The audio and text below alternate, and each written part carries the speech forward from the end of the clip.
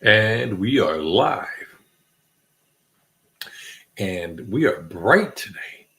Let's take down a little bit of that brightness. What do you say? Let's see. Let's do a little compensation the other way. The other way there, Clyde. Now we throw a little of the front light in, and do a little balancing, center weight, a little more evening. Hello, hello, hello, hello, one and all. I hope everybody is doing well this evening. I wasn't sure I was going to do a live. Matter of fact, I told most people I wouldn't be doing the after party tonight on Friday night. But hey, I decided Friday night after party was I do. Hey there, brother. How you doing, Mike? Good to see, brother girl. Hey, it's all good. We're all good here, you know. Let me see what else I can do here. Walk-a-do. But how y'all been doing? How's everybody been doing? I mean, I know there's been a lot of stuff going on. Been a full week. Everybody good today? How about you, Mike? I know you've been busy as one on paper hanger there with all the things you were doing with regards to the editing you had to do. So how's it been going? Oh, you're good. Great. And hey, we're fluent in typo. You're right about that. We were right about that. Hey, watch this. I've been playing around a little bit here. Look at that. I have a Chiron now. Are we feeling kind of pumped there? Yeah, we are. And we have a lot of weather out there, Mike, out there in the Atlantic. Great big questions. I don't know if you've been paying attention at all, but they've got a hurricane brewing up out there. Yeah, they do. Yeah. Just got home from high school football. Yep. On football's a big deal. Yep. Two-time state champs. Whole town's there. Wow. Last second field goal. Always got to make the kids feel good that happens, right? So what I'm going to do is I'm going to share the screen with a little bit of the whole weather thing going on. And there we are. There it is. There's a big blue ball. Isn't that awesome? We've got a couple new templates here. And then we can look at, if we look at the cursor here, you see the system came out right down. I mean, this is a southern moving system coming right down to Louisiana, Mississippi. And another one today that came all the way through Georgia and Florida. Look at how tightly spaced those are. I'm thinking that these systems will kick out this hurricane. Yeah. The hurricane in the Pacific is a beast, but it's out there. Yeah, I like StreamYard. I got a lot to learn about StreamYard, but I'm working it. But yeah, that's a real beast out there. But hey, it's not really impacting anybody just yet. But yeah, so yeah, I got a couple of Chiron. I got Chiron going, and I have a banner. Here we go.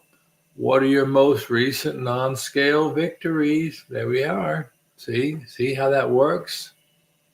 Well, it kind of works. I'm not sure. But anyhow, we'll bring that back in. There we go. A little more me, a little less that.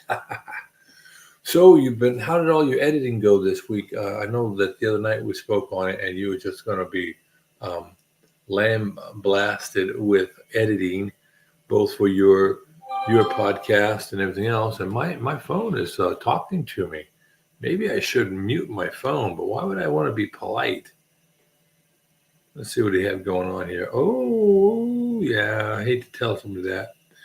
I had somebody in my family send me a job notification and ask my input for it. And that choice thing, I replied that yes. I mean, just did, Russ. There you go. I'm on. There we go. So I think still having a bit to go tomorrow. It's coming together. It's sweet. I'm glad to hear that. Yeah. So I just got off the live. They had a with Dave at Keto Quest, Carnivore, Kip, Intentional Carnivore, and Larry on there too. and it was a great little uh, confab for 2 hours they had this evening. So that was pretty neat. But yeah, just got the weather up. Russ from the homesick Buckeye just sent an email, let him know that I was definitely going to be on this evening. So who knows what's going to happen and who's going to show up. I did a couple of lives today, and I had an issue with it not working and getting kind of glitchy on me. But we got it. I was able to fix it, I think. We're doing open house for Fresh Road Media after church. Hope to cast a vision, raise some dollars, and give folks a tour. This is good, nice. Hey, maybe you caught. I remember caught the last 3 minutes of that. Maybe you can you do a video or something that you can put up here for us so we can all kind of see it? You never know who might have a $1.280 to throw your way. I don't know.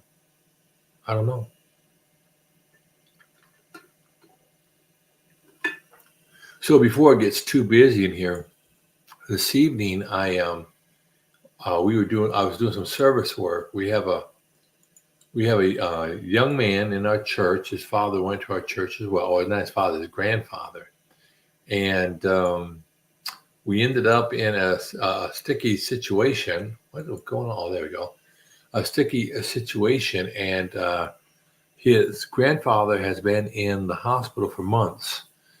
And we were trying to, over the past couple of weeks, get over to his house to do some cleaning, because before he can come back into his house, he needs to,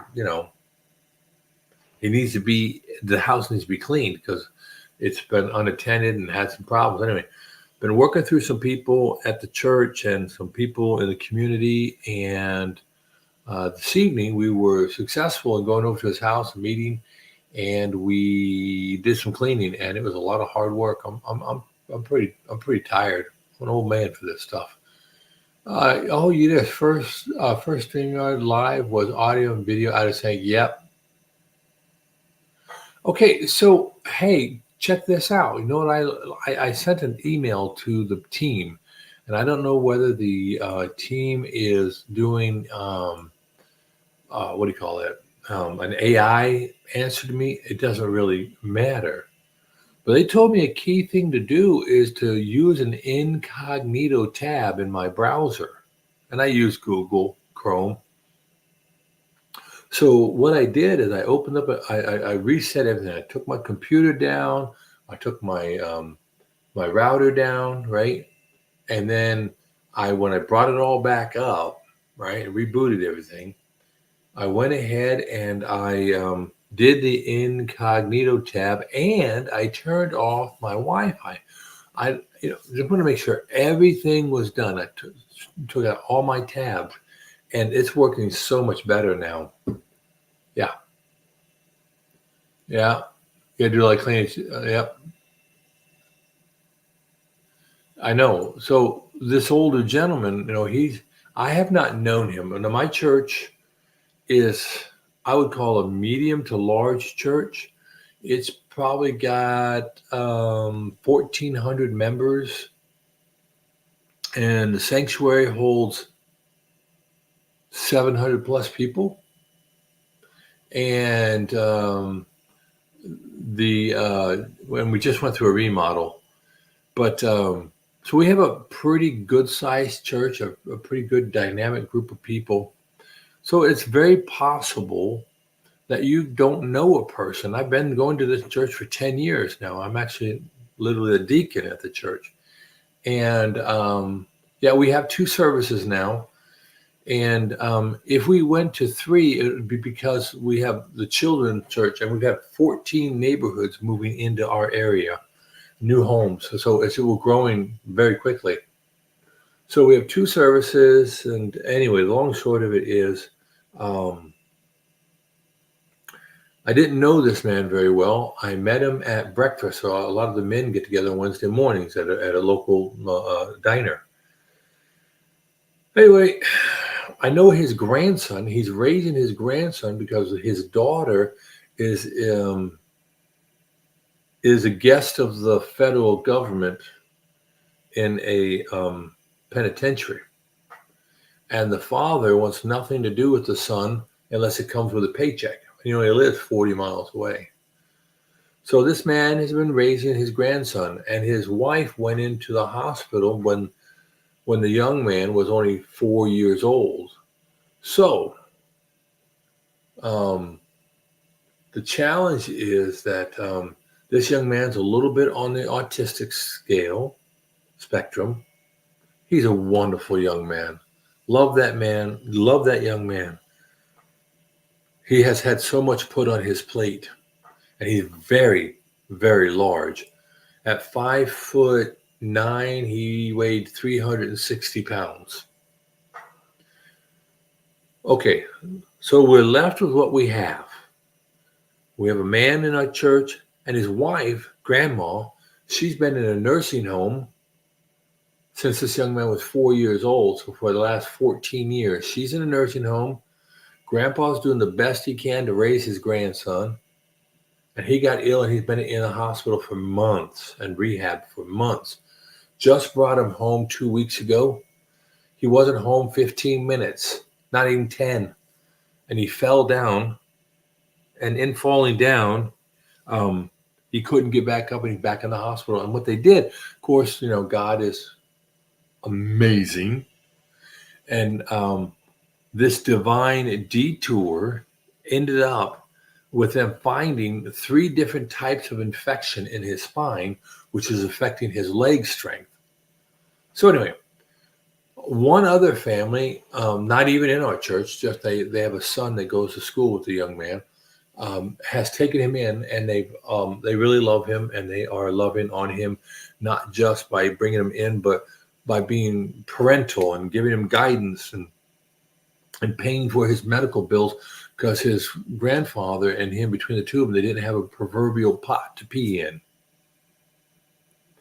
the people of the church, I'm trying to do what I can, but one of the people in our church who was instrumental in this young man's life, all the way from children's church to now, his wife has leukemia. So he is extraordinarily caught up in all of that, as you might imagine.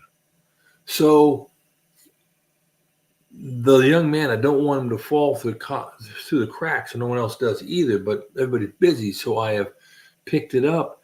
And so I try to be everything I can for this young man. And, I just heard tonight, well, anyway, so we went to his house.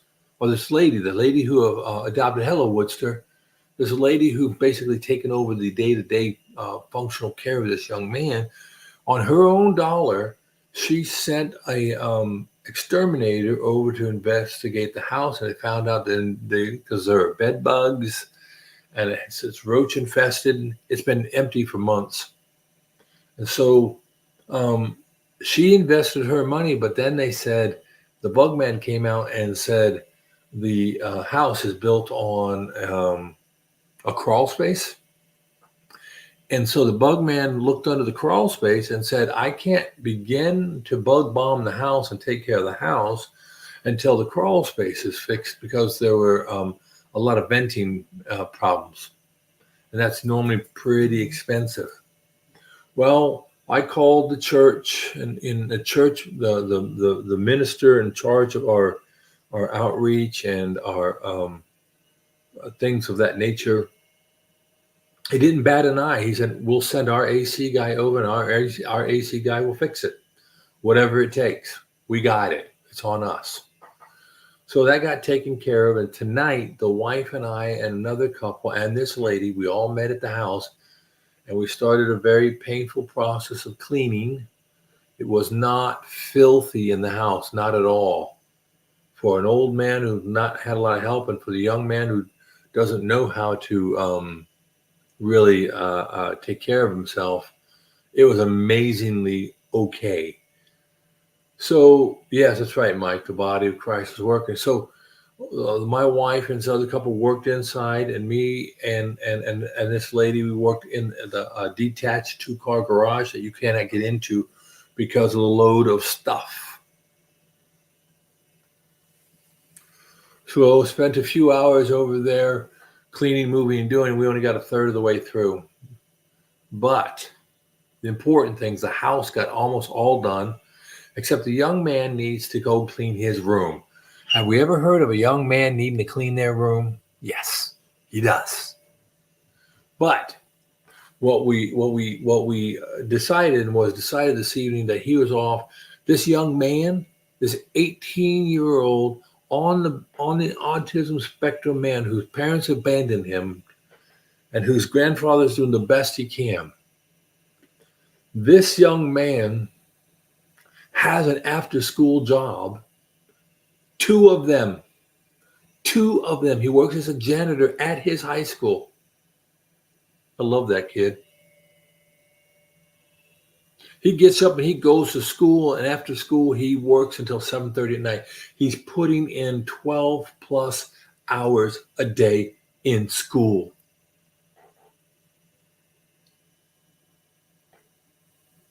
So tonight, it was decided we're not going to make him come home and clean up his room at his grandpa's house that needs the help. He'll do it tomorrow. Let him enjoy the football game. Let him have a night off. Excuse me.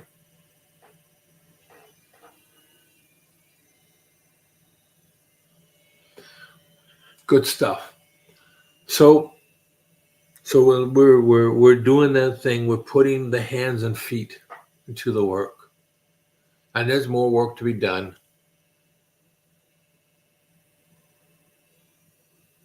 You know, I picked this young man up on Sunday mornings early, 6:30 in the morning. He has to get up. So the men of the church, we get together and we pray for the church, for the service, for our community.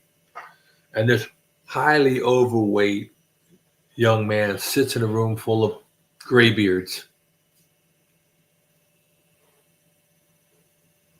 And he had challenges, but he says, I want to be there. I want to be there with the men of the church. 1,400 plus people in our church and thousands of visitors. Don't get me wrong. That's just a membership. And we have a pool of about 20, 25 men who will meet at 7 o'clock in the morning. That's it. Y'all know how it is in church. And this young man wants to go, and then I have to get up early to go pick him up. But if he wants to come pray at church with the men of the church, now I'm going to do it. Hello, my weight loss. How are you? Good to see you. And so I pick him up on Sunday mornings, and then I take him to breakfast. It's an expensive breakfast, but that's okay. It's giving above and beyond tithing. So yeah, that's what my night was about. I wasn't sure I'd come on, but I wanted to get in. Big church compared to what you usually, yeah. And like I said, some people think it's a big church, but here in Alabama and near Huntsville, there's a lot of churches much bigger than ours. We still have a fairly smallish feel, or maybe, I don't know. As long as they read from the Bible, well, there's a lot of caveats, of course, but the doctrine is solid. Southern Baptist Convention affiliated, but they preach the word. We have a teaching preacher, not a brimstone preacher. We have a teaching preacher, and our youth program is off the proverbial chain. I think when we did opening night for the school year, we had 175-ish children. Yeah. Young people. We have a college group. It's pretty dynamic, and I love it for that. So you're 300. Okay, let me get this. Hold on, let me catch up. People showing up now, and you're starting to add. So we're at 300-ish. Okay, expansion is almost complete. That's cool. Multiple services. I love the fact that we're growing. Okay, Greg. I'm going to try to remember that. Okay, thank you, Greg. I'm going to take it that you're including us in your friendship circle. Thank you. Yeah, 3,000. Yeah, I know. That's bigger than us for sure. 50. Village missions. I can't say I have, Woodster. I don't know. Love to learn more. Absolutely. Thank you, Greg. That warms my heart. Um, thank you for trusting us like that. But yeah, so I spent the day trying to make things better here. Matter of fact, Worcester came in earlier as he caught the earlier effort and added a little of a color background and got a little bit of a branding thing going on here. So it's good. Write it down and dig in when you have some free time. All right. Let me get my, thank you for reminding me to write in my book. So I had I hate that. Pardon me. I'm, this piece of paper is important to me because it is my bookmark in my chronological Bible. Let me get my writing stuff down. I wasn't going to be on tonight. And then I decided to do it. All right, let me get into here. My wife said, "Are you not going live tonight?" I said, "No, I'm going to hang out with you." All right, so let me get it written down.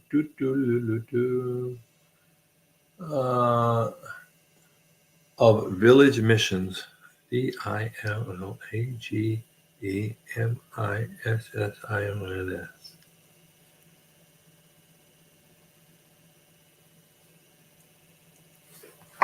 All right. I will definitely do that. Thank you. So, a question for you guys then. Seeing how right now it's just us chickens, have any of you been on mission trips outside of the United States?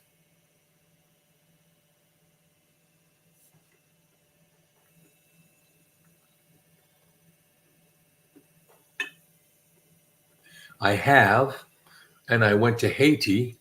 And one night, maybe I'll show some slideshows because I went as a photojournalist. I'm a hobby photographer, and I went down there and I went to Haiti. Our church goes to a location, the center of the voodoo universe on the entire globe is in Haiti, and we have a church in that town. Yes, sir. All right, Mike, you've been to one. All right. No, sir, for what's well, you've got time and you have a long life. Now you can go on mission trip in your home city. Let's not kid ourselves. We can do mission trip in our home city. That's right. I went a week-long trip with the youth to Mexico. We were going to do a one to Mexico, but then COVID came. We went down, we picked one because Haiti became too dangerous. We can't go to Haiti. We still support our mission down there, but we couldn't get down there. And so anyhow, the long short of it is we went ahead and moved so people like to go on mission trips. And we also, just in case if any of you wanted to know, we have an annual trip that goes to Israel. And it is not, I repeat, it is not a vanilla Israel trip. Nope. It is led by a Messianic Jew, and she has her well-worn Bible, and she knows it. And they go to lots of places and a lot of movement. It's about 8 days in Israel, and it's awesome. Well, actually, not Woodster. I think knowing what I know about my communities and people around, yeah, we need them here. And sometimes, I mean, if we think and we read and we listen in the Old Testament, when you think about Paul writing to the Thessalonians, right? I mean, everybody has a place somewhere, and I think maybe it's important for us to get our minds wrapped around it. All too often, we think we think in terms of external, and we miss our internal, right? But we need it, and sometimes people need to hear it from people who look different than everybody else in the community to get the message. So you might be going to Israel in December 24th. Sweet. Ours is always in May. I want to say May, June is when we do our trip. My wife went a couple of years ago and she wanted me to go, but I'm not going to make it there. Hey there, Bill. Good to see you, friend. Good to see you, ladies and gentlemen. The one, the only, the incomparable Bill Knott. How you doing, brother? Good to see you. I hope all is well with you. I've been watching your videos, and I love what you're doing. I love what you're doing with everything you're doing. But I'm a big fan of you and the bag, man. You hit that bag like it's your job. And look at this, Bill. Looky. I've got my little ukulele. See my little uk, and it's just a little pineapple. And I think I have it in open G tuning, maybe C.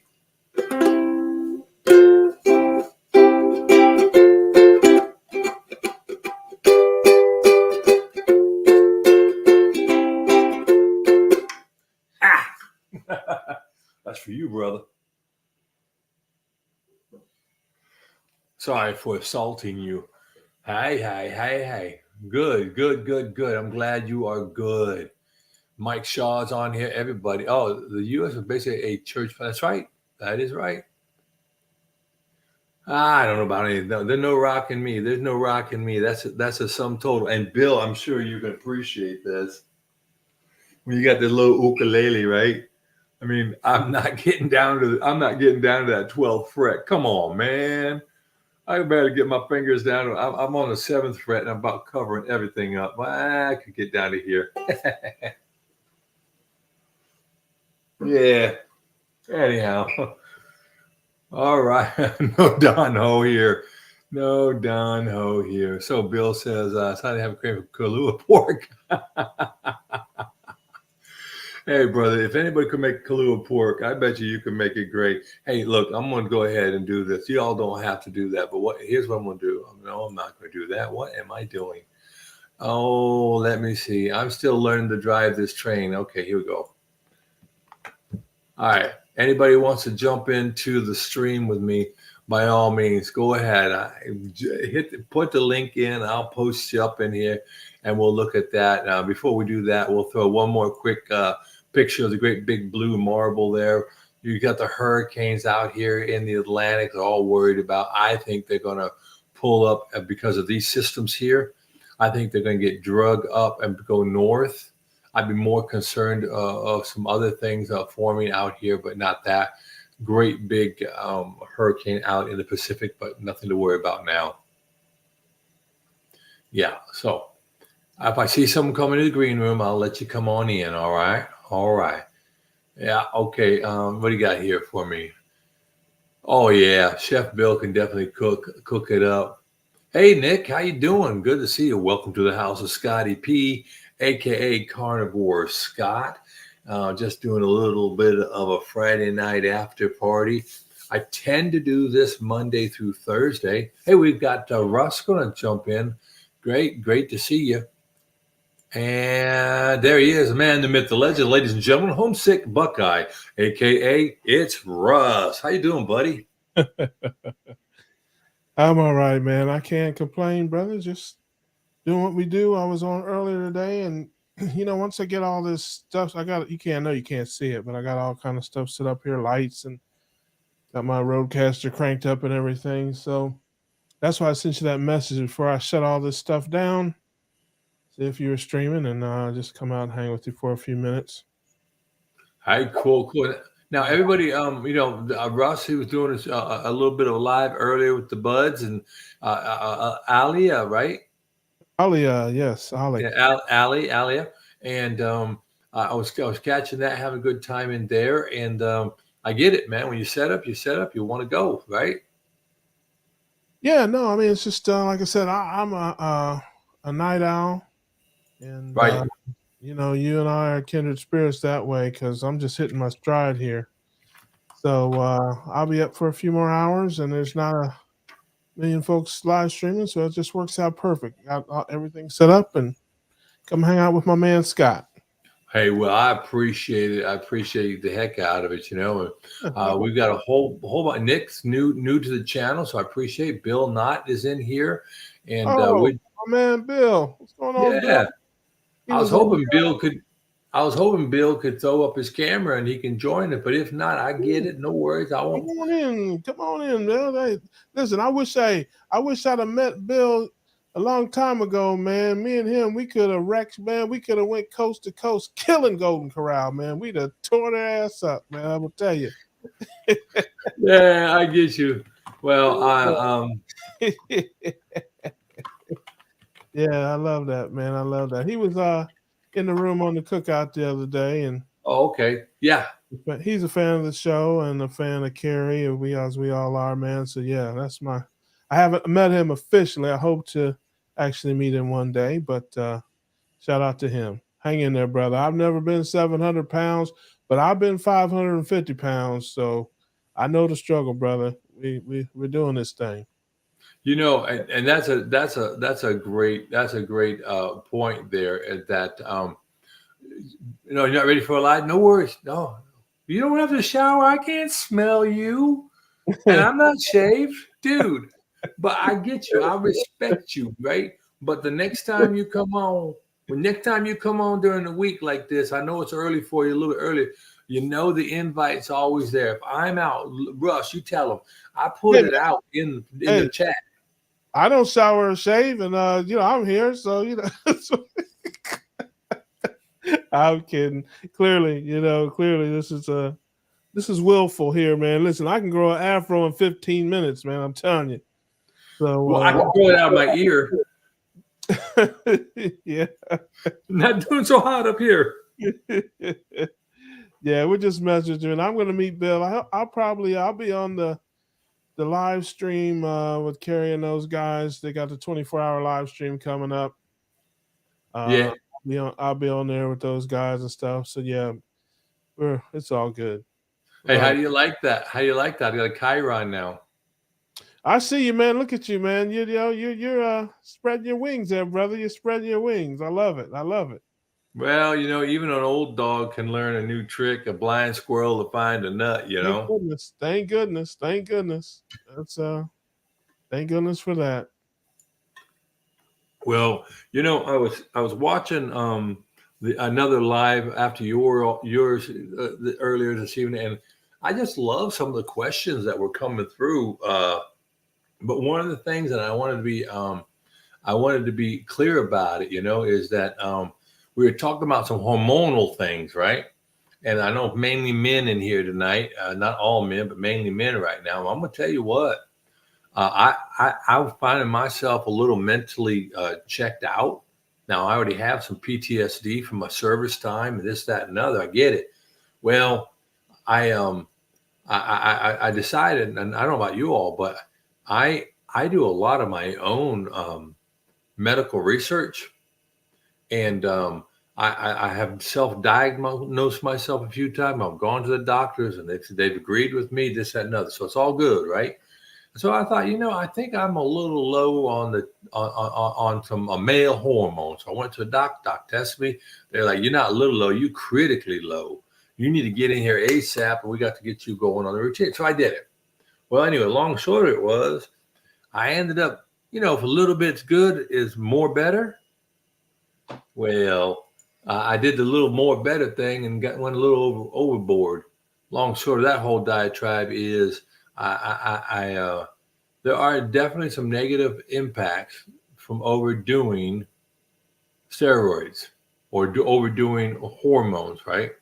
And I'm done with that now, but I got to be honest with you, the carnivore way of life has been a godsend in that regard. And I don't think that men talk about it. I understand men don't want to talk about it, but it's awfully prevalent. I think seed oils and the sad diet, are bad. But I'll tell you one of the hidden thing for military man, right?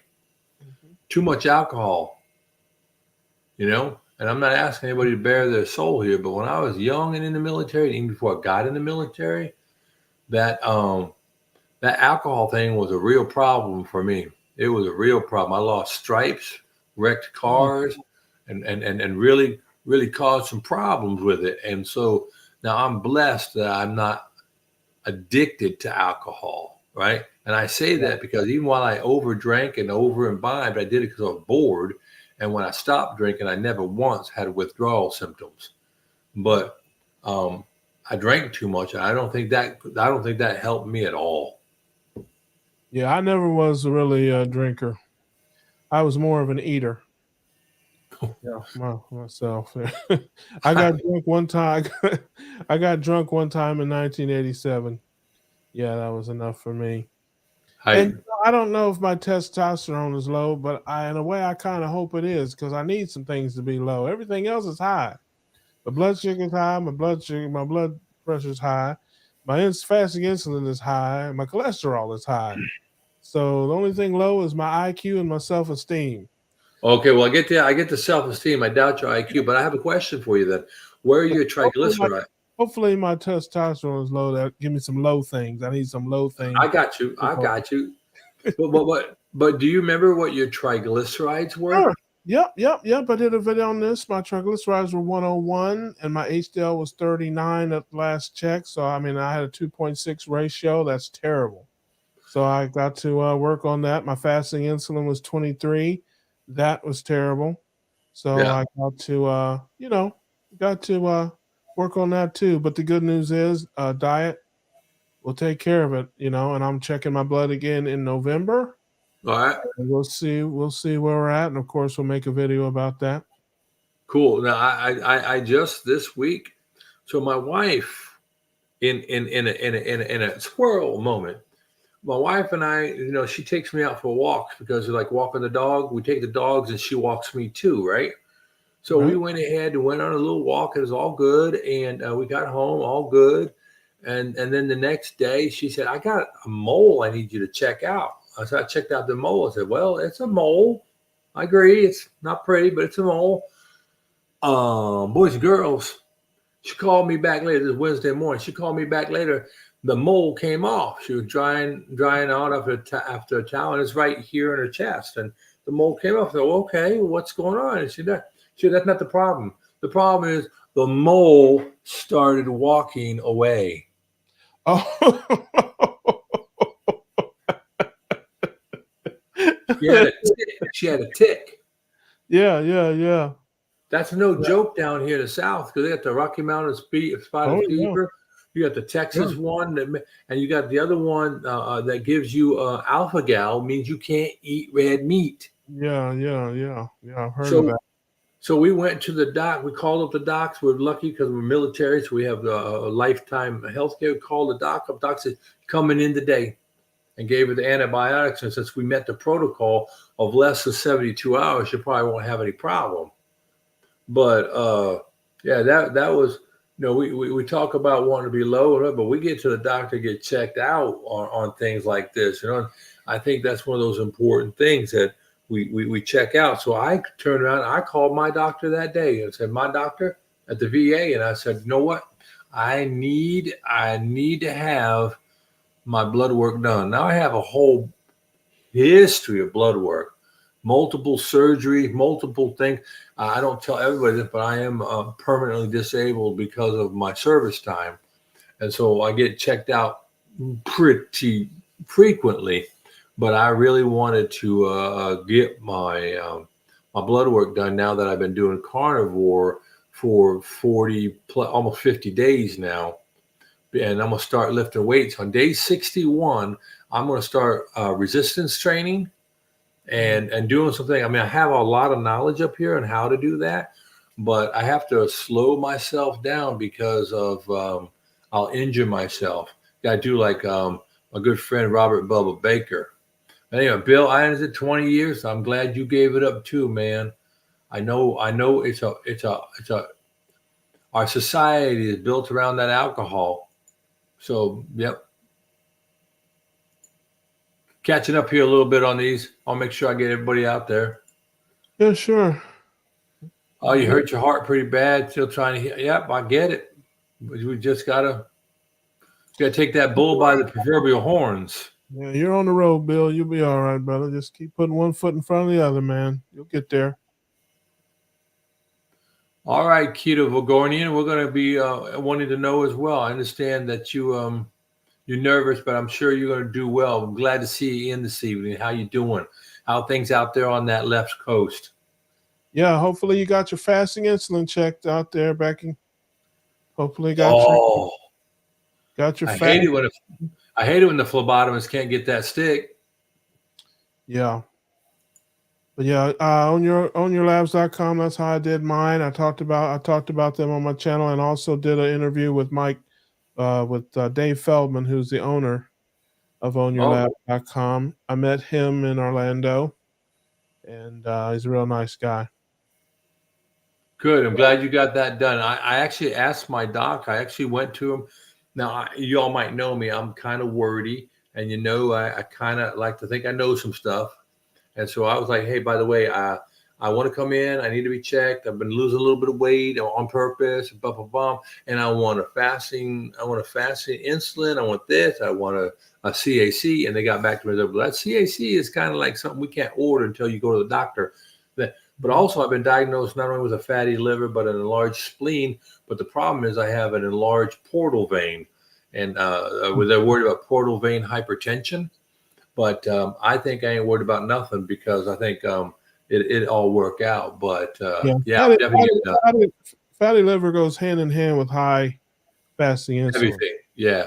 So you'll, because mine was a little bit too. Now, ironically, this is an interesting thing. I think it's AST is what your liver. It's is it AST or I think so. Anyway, that's one of them. Yes. But it's the one that I think I'm trying to refer to. Mine was 21 or 22, I think, if I remember right. And the numbers range, it says 0 to 44. So I'm right in the middle. But I was watching Dr. Lustig a while back. I don't know if you follow him at all or familiar with him. I am a little bit. Yeah, but he said that when he became a doctor many years ago, the range was 0 to 25. And they changed it in the 80s to 0 to 44 because a lot of people were in the 20s, high 20s, or, mid 20s, and people weren't dropping over dead. So they just raised the range to 44. But he said, you show me somebody with a count over 21, I'll show you somebody with a fatty liver. Yeah. Well, the way I heard it told to me, and of course I researched the bejesus out of this. Metabolic syndrome is pretty much what you're looking at. And if your belly button is over your waistband, then you got a fatty liver. Now, here's what they didn't tell you. Your liver is naturally fatty. It's a question about ectopic fat around the side, and it's the visceral fat. And Dr. Sean O'Mara, who's really big about the sprinting, and I know Woodster knows about that. He's like, hey, get rid of the visceral fat, and the fatty liver is going to be going on the way out too. Well, the way that I understand ketosis, your body prioritizes visceral fat first. I've read that in 2 different places. Fat, especially in your organs, your kidneys, your liver. That's where it starts, and then it goes to subcutaneous fat. I mean, Well, a little in the weeds here for mine because I'm not real big on the science and all that stuff, but Right. Well, I'm really big into the science part, and so the thing I know you're deeper than me on that stuff. Yeah. The thing that I've learned over time is like you can't spot lift to get one area, to lose fat. You can't do crunches to lose fat. I think what the body does, it's very smart. The body is very adaptive, and like I know through my training that somebody gets their arm taken off or a leg taken off, the body will actually pull back the arteries and shut them down on its own to save you. Or if you're in a hypothermia situation, your body will let your feet freeze off to keep your body core warm, right?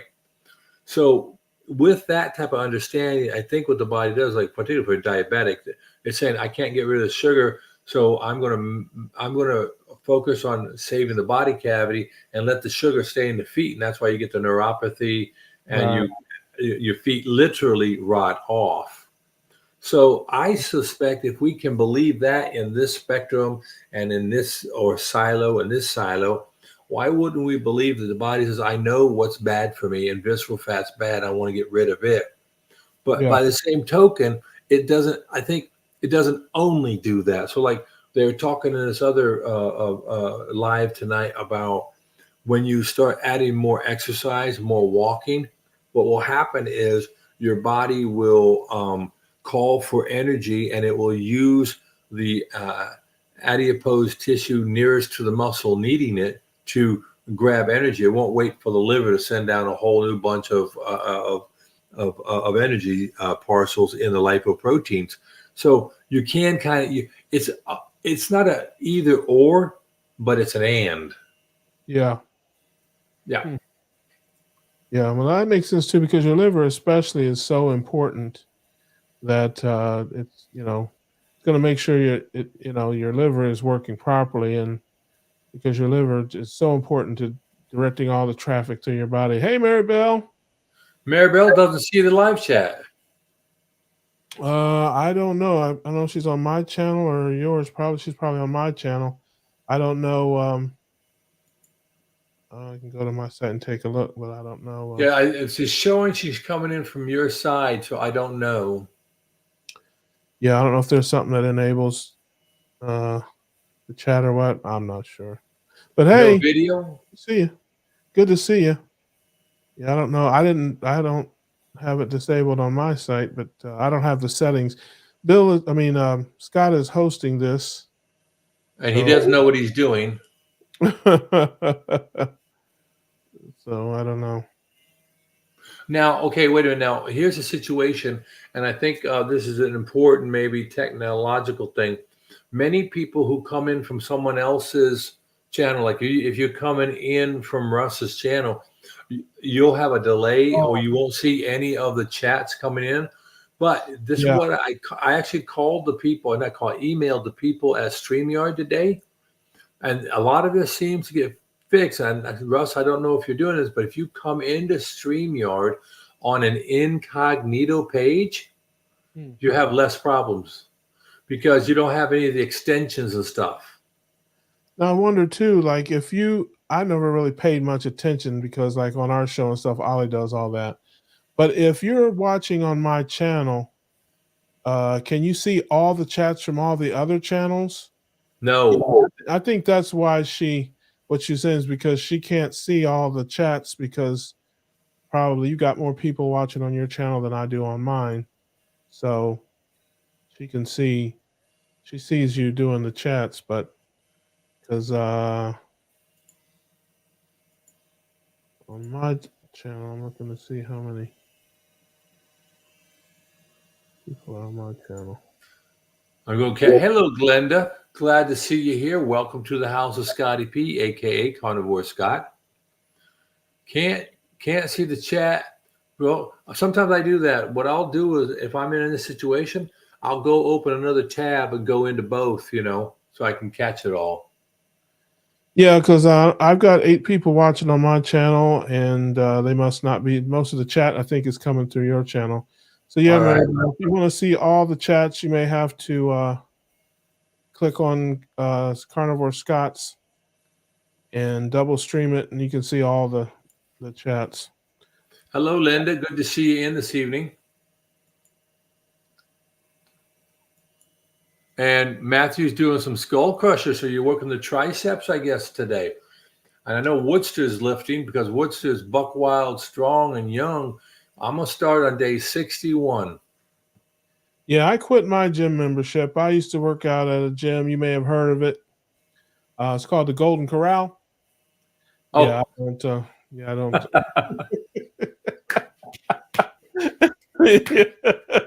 I don't work out there anymore. well, that's to be understood. That's to be understood. I tell you, I have been known to frequent that establishment. And down south here, everybody likes to go to the buffet, and I got one down the road that's really good home cook, and they got mashed potatoes every night, and they got mashed potatoes and collard greens, spinach, cream corn. Thursday night was pork chop night, but and fried chicken, Southern fried chicken every single day. Hey man, we ought to get a group together, man. We need to get a flash mob, man, and run in the Golden Corral and just run them out of meat. We just get about we get about 30 to 30 of us just roll up in there, man, and run them out of steak one night. Just run them out of there. Hey Tom, good to see you. Hey, look, you know that people see us coming in. They're like, no, no, no, no come tonight. No, we Not the come. carnivores, not the carnivores. Man, one time I was out with some buddies of mine. This was many years ago. It's probably 25 years ago. And when they had this little local restaurant, they had all you can eat spaghetti and meatballs. Oh, And they had these huge meatballs, and they would limit, one meatball per, serving. And my buddy Tom McGovern, he didn't care nothing about that. He would go in there and just grab 3 or 4 meatballs, and the ownership would be getting a little mad at him or whatever. And one meatball per, he didn't care. He just and one time he was mad because they ran out of meatballs. They were waiting for more to come out, and a guy came out with a pan of like 8 or 10 big meatballs, and he come out there, and Tom got up and was before he could even get there to put them in the thing. Tom got up and he took 3 steps out of the kitchen, saw Tom coming over, and he turned around and went back in the kitchen with me. yeah.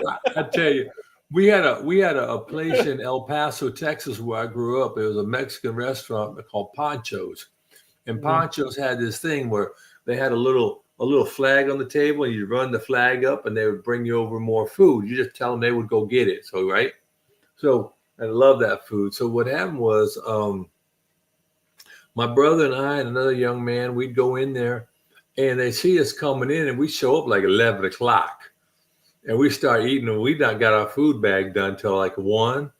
And my brother can weigh out, eat meat. And my brother's, he was like, one time they came over, and he had the little thing up for the chili rellenos, and my brother said, "Look, let's just make it easy. Why don't you go get the pan of chili rellenos and bring them over?"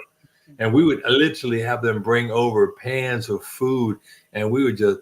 My brother, when he worked at Taco Bell, he'd bring home 30, 40, 50 tacos at night after he closed.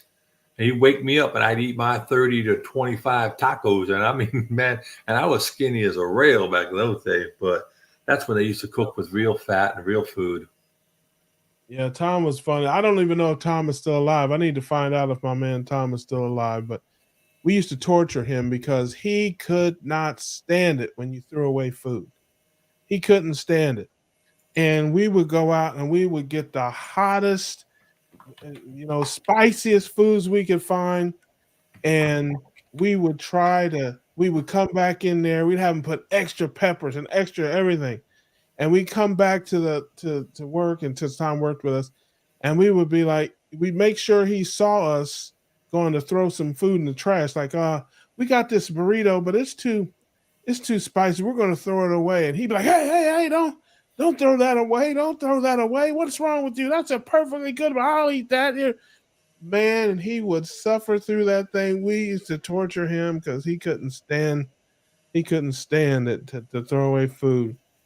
It was. I'll tell you another quick story. At this coming over, there was a guy that swore he could eat a whole bucket of chicken, and one of the guys was like, "There's no way you can eat a whole bucket of chicken, KFC." He's like, "Yes, I can." He's like, "No, you cannot." He said, "I'll bet you $50, and I'll buy the bucket of chicken." So my buddy had us go out and get the bucket of chicken, and he had us had he sent his assistant out to get the bucket of chicken, and he said, "I want you to get the bucket of chicken, and I also want you to get a 4 piece, and I want you to take that 4 piece and stick it in the bucket." Okay, he said, "Because I'm not losing this bet. There's no way." So we the day we guys were betting, we were taking action and everything on this thing. So the day came, and we had the bucket. And I don't know, the guy was a dummy not to count the pieces of chicken, but the bucket was overflowing. You could barely get all of it in there. He sits down, he tears into that thing. He ate all but 2 pieces of that chicken. He ate a bucket and a 2 piece. And after he got rid of that second piece, he looked down in that thing and he just said, and he get an expletive and pulled $50 out and slammed it down on the table and walked. We laughed so hard we peed ourselves. The guy ate a bucket plus a 2-piece and came up off the $50 because he thought he lost the bet. Well, I tell All you what, because he that's didn't like count. cool. That's like Cool Hand Luke. You know what I mean? When he ate Yeah, 50 eggs. yeah. So, Maribel, you had a question here. Let me see if we can, between this astute group, you were talking about your husband first, that your husband's been walking, he has high blood pressure and diabetic. He's not lost weight, but he's eating, but is still eating poorly. His blood sugar is not going down. Then you said I should be happy that he's willing to walk, but he doesn't want to change his eating. And now you come back with overcoming carbs. Said you can lead a horse to water, but you can't make him drink, right? Hey, But Maribel, shout out to my buddy Ron, overcoming carbs. He's good. Good guy, friend of the show. Yeah. Maribel, listen, let me tell you something. I can't speak for everybody. I can just speak for me. Um, some people just he's not sick and tired of being sick and tired yet. hmm For a lot of folks, that's just what it takes. I don't know who, is and I can't remember if we talked about this before. We might have, but I don't know who's in charge of the food or whatever. But you can try to Jedi mind trick them a little bit, and maybe make some things and mix it up a little bit, get him to lower his carbs. But people have to make their choices. And when you get sick and tired of being sick and tired, you'll start making different choices. Um, you know, but it is great that he's doing something. right, I mean that he does care. And so just be patient, and people have to do things in their own time. But that is good that he does exercise, and like I said, maybe a little small incremental changes. I don't know your husband's temperament or his personality. I don't do well with big changes, but so I couldn't make big drastic changes, but I can make little small changes over periods of time. So I see Bill's leaving there. Take care, Bill. We'll see you, brother. We'll see you around. Appreciate you stopping by for a little bit. heck yeah. And I gotta tell you, the thing, Glenda, is I think one of the challenges is there is somebody in our community or in your community that will be able to reach your husband in a unique way. It may not be Russ, it may not be me, but it could be any one of a number of people who come in. And so I think by you leading by example in what you're doing, him doing the work and starting to see some results, and then when that person comes in who has the ability to reach your husband, then the next thing will be that support network to have that continuity and to be there during the, I don't want to say the valley, but come on, let's admit it. Some days are easier than other days, and so having a community of people that are like-minded, because like Russ will tell you, Russ will be the first one to say that he is not dogmatic about this way of his life, his new lifestyle. He said, "Look, I was telling my wife, by the way, I ate something today. She was like, can you eat that? It was some sour cream and a couple of jalapenos on a great big pile of hamburger meat." And I was like, "Yeah, I can eat this way because I'm not going to be dogmatic about it. I'm going to be pragmatic, not dogmatic. And Yeah. whatever will keep me moving is what I want to keep doing and not get all like, oh, well, I blew it. Now I'm going to throw it all away." Right. Yeah, and you don't have to prove anything to anybody. People, I see it all the time in the chats and the different things. People saying, "Can I eat this?" and "Can I eat that?" and yes, and I'm like, man, are you kidding me? I'm a grown man. I eat what I want to eat. That's I, right. I know what it does to me now because I understand metabolic health in a way that I didn't before. So I can eat what I want, but what I want to eat has changed. I don't want to eat the same things I used to eat, because I know what it's doing to me, and I know, the path that I'm on now. So again, people have to do with things in their own time, in their own way, especially if he's a guy like me, because that's exactly how I am. I'm not gonna do it the way other people do it. I'm not gonna, I'm my own guy. I have my own thoughts, and I know myself, and I know what'll work for me and what won't. Like I was telling, I think Alia tonight. Um, I'm gonna be getting off bacon a little bit here soon because I'm just starting to get tired of it. Right? And I think, like I said on the stream a couple nights ago when we were on, when that's going to be a problem for me. If I check out psychologically, if I get bored or I get, I don't know, just frustrated or whatever, man, that's how I end up in the drive-through of Taco Bell. That's how I end up face down in the mashed potatoes at Golden Corral. Whatever. I have to, be engaged psychologically, and so I was eating some bacon today, and I was just like, you know what? I'm tired of this. I need to switch it up. So I'm going to make some changes. And I see Maribel put in there. I say he walks about a mile and a half, 3 days a week. Yeah. Well, listen, if you can walk a mile and a half, 3 days a week, you're nowhere near rock bottom. I don't. Yeah. Look, I don't know if I can walk a mile and a half in 3 days, let alone, let alone 3 times. Well, So just we saying. had one person in earlier today, Lioness Hiker, and she likes to hike, and she's doing like 10-mile hikes in a day. I'm like, look, I don't even drive that far. Yeah. Well, but see, here's the thing a lot because again, if you don't understand metabolic health, you don't realize you can't exercise enough to beat your body's physiology if you're eating the wrong things. You can't beat the kitchen. That's Yeah. right. You can't out exercise a bad diet. Yeah, because people talk about calories and all this kind of stuff. And of course, we know, if you talk to Bickman and these guys, we don't burn calories. We burn glucose, we burn fat, we burn ketones, we metabolize food. So, it's just one of those things. You can ride that bike all you want. If you take in 400 or 500 carbs a day, like I was doing it at the height of my high carbery, you can ride that bike from now on. You're not gonna metabolize enough glucose, to beat that. So Right? you got to get your body working with you and not against you, because if you're in ketosis and you walk that mile and a half, it's going to mean something to your body and your metabolism, as opposed to eating 200 carbs and then going out and walking for that mile and a half. Yeah, because you're not gonna burn enough.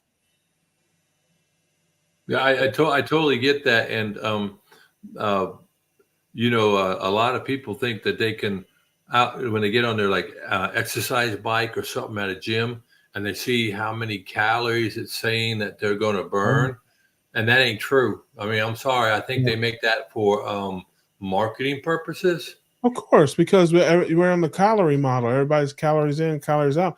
People don't understand, but 1,000 calories. If you eat 3,000 calories of ice cream, it's different than 3,000 calories of ground beef. It's just not the same thing. It's 3,000 calories of Snickers bar is not the same as 3,000 calories of scrambled eggs. So you can't just say calories. If you tell me, oh, I ate 3,000 calories today, 3,000 calories of what? Toast, sandwiches, or or steak. So you have to explain that to people, because again, man, there's just even understanding what carbs are. I was trying to explain to somebody a few weeks ago that corn chips are high carbohydrate. Yep. Because people just think of sugar, and things like that. No, chips and salsa is not a low carb snack. you know. So I And I, mean, I think you're absolutely right, particularly when you start looking at it in conjunction of all those hidden carbs, because there's still people who don't know that there's a different. They don't understand that I should say the similarity between what is a starch and what is a sugar, right? And and they get confused. I'm not eating any carbs, and then you finally ask them, you're like, well, that loaf of bread you had, and then all that other stuff. Maybe you're not eating apple pie every day or ice Yeah. cream, but you're eating 2 pounds of mashed potatoes. Yeah, most people have no idea.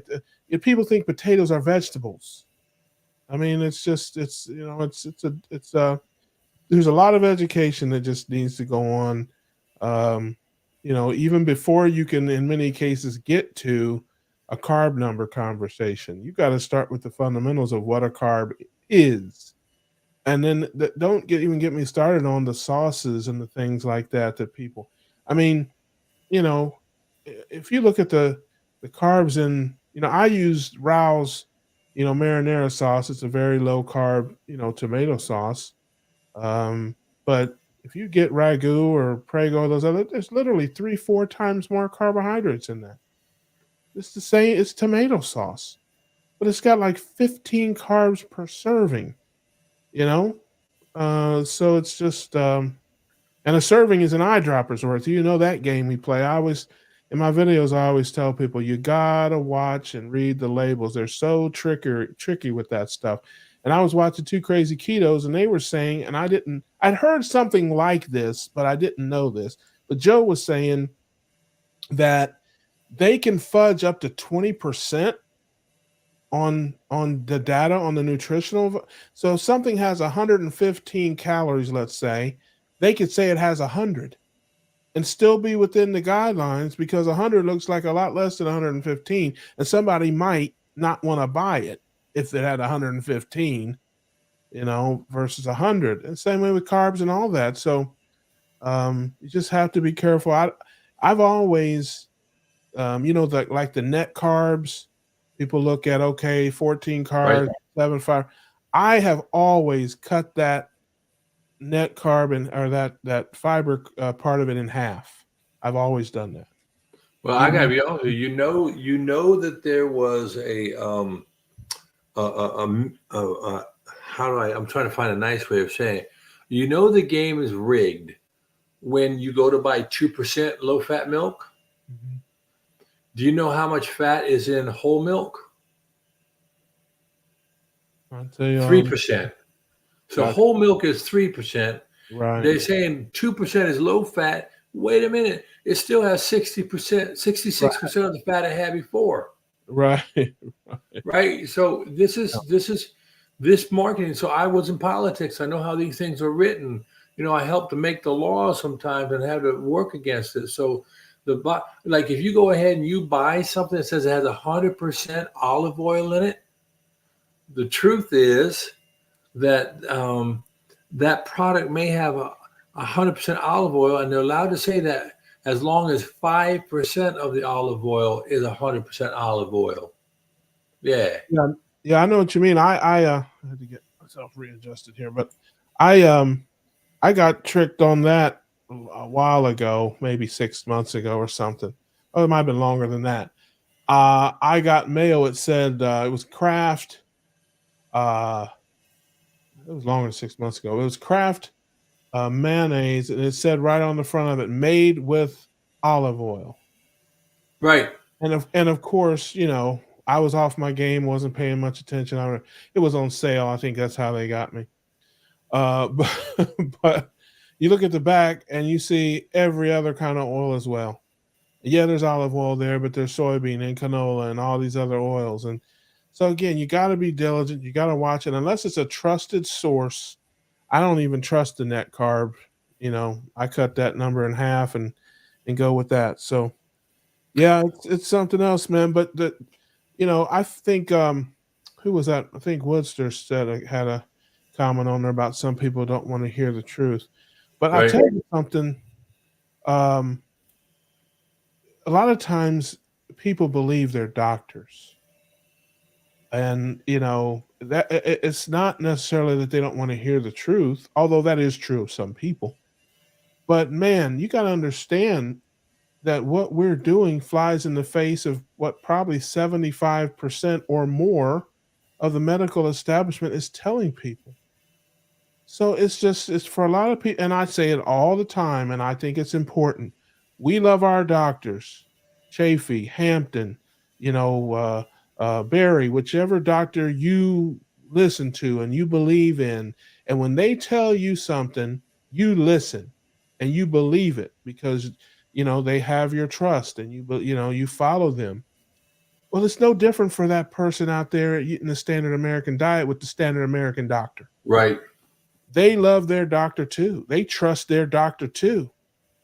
And so, when I'm doing my brand of evangelism, I don't tell people, "Oh, your doctor's dumb," or "Your doctor's wrong," or I say, "Hey, well, you got a doctor. I respect that. You probably love and respect your doctor, and you listen to him. I have a doctor too, and my Right. doctor's telling me something different. And hey, maybe I can introduce you to him. Here's some videos. Here's a link to a study, whatever. I don't just jump in. Your doctor's a moron. It's not going to get anybody anywhere. But those folks listen to their doctors the same way we listen to ours.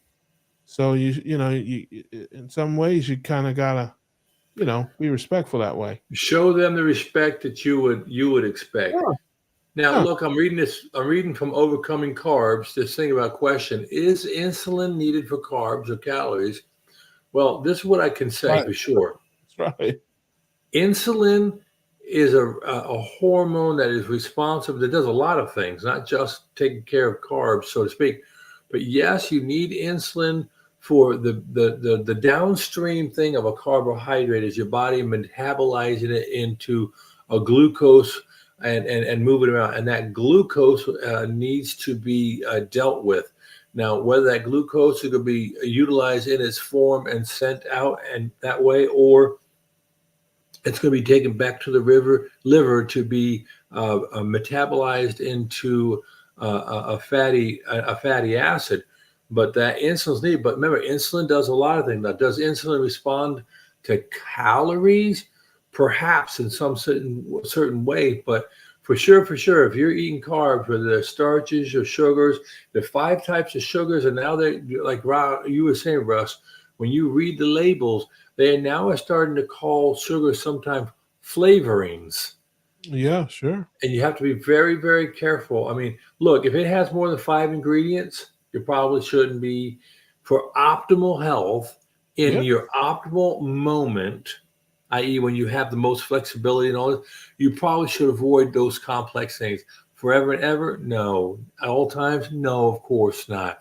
But when you can, you should opt for cleaner, simpler things.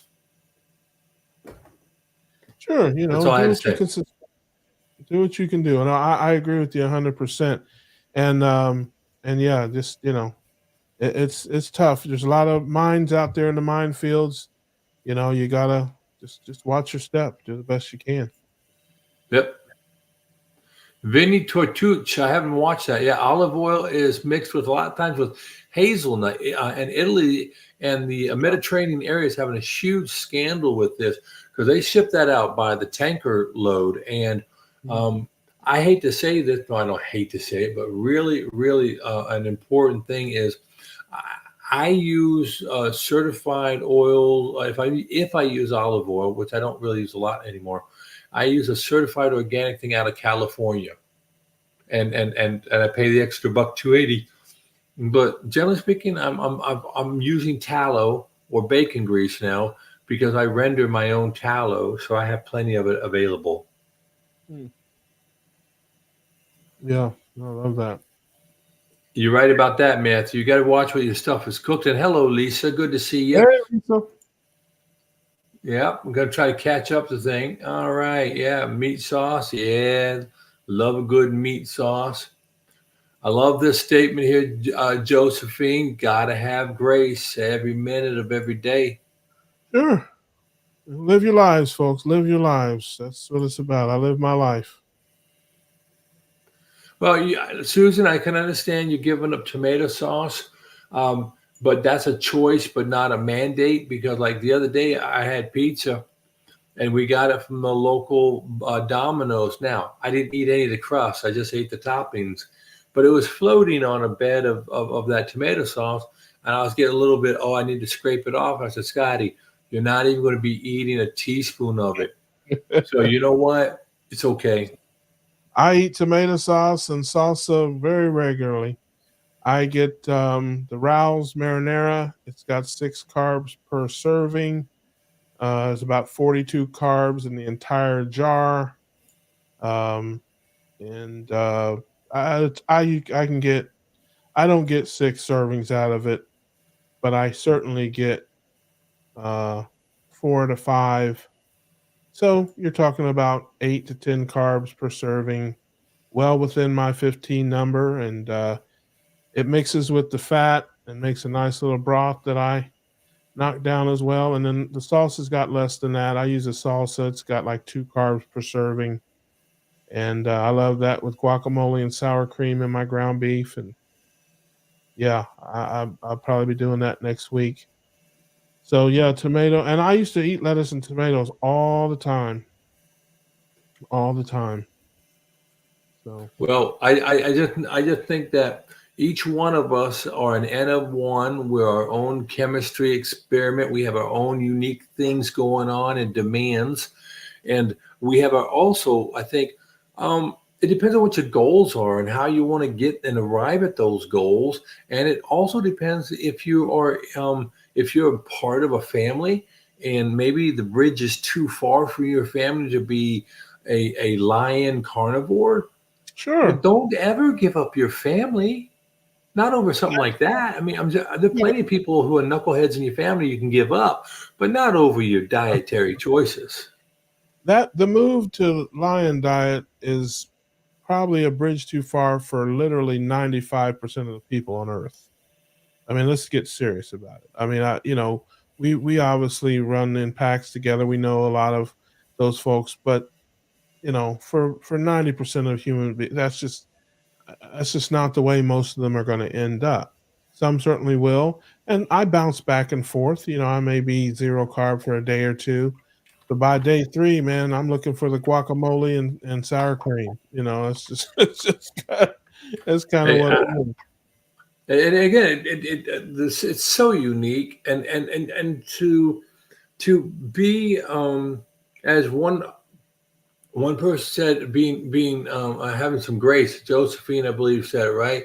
I think this idea is instinctive training, instinctive eating. Um, Got to find a way that you can maintain over a long period of time and everything. But I Yep. want to talk what Glenda had to say here. Glenda's talking about being a type 1 diabetic. Now, so that's a completely um, medically driven, unique situation that does not apply because most of us are trying to fight off a pre-diabetic type 2 diabetes or a full-blown type 2 diabetes, or maybe there's some other chronic inflammatory issue. But that type 1 diabetic, that is so demanding, and I totally get it. And that's why I wanted to be sure when I was mentioning earlier that we would be well served to not paint with so broad a brush as to demonize everything that is insulin or that is ghrelin. And I think Russ was saying it, we said it in another live thing that says people tend to gravitate to sound bites and they end up hurting their well-being by like I one time juiced. I used to juice and I juiced. I got crazy working mid shift, so I juiced an onion. I juiced a couple onions and some garlic, and I actually drank some of it, like a Mm. half a cup over a whole night shift. My wife said those were the end of my juicing days because I reached for the next Yeah, 4 or 5 days. listen, I know your breath was kicking people like Bruce Lee. It Don't was it wasn't just my breath. My wife said I exuded funk. My dad used to do that when he was sick when we were kids. He would get some some onion juice and stuff and drink it, and it would clear his head out or whatever. But yeah, Dr. Bickman talks about insulin, and I didn't know this. I know, I heard this a long time ago, but a type 1 diabetic can eat 10,000 calories a day, Snicker bars, ice cream, whatever, and will not gain a single pound until they take an insulin shot. It's a growth hormone. Yeah, and a lot of diabetics underdose their insulin because they don't want to gain weight, and that's how many of them get in trouble and end up with amputations and things like that because they're underdosing insulin because they don't want to gain weight. But yeah, that's it's very interesting. I see somebody from Jayville. I don't know if that's Jacksonville, Florida, but that's where I'm at. Well, I tell you what, from Jayville has this question up here. So, will a lion diet benefit someone who's trying to gain weight?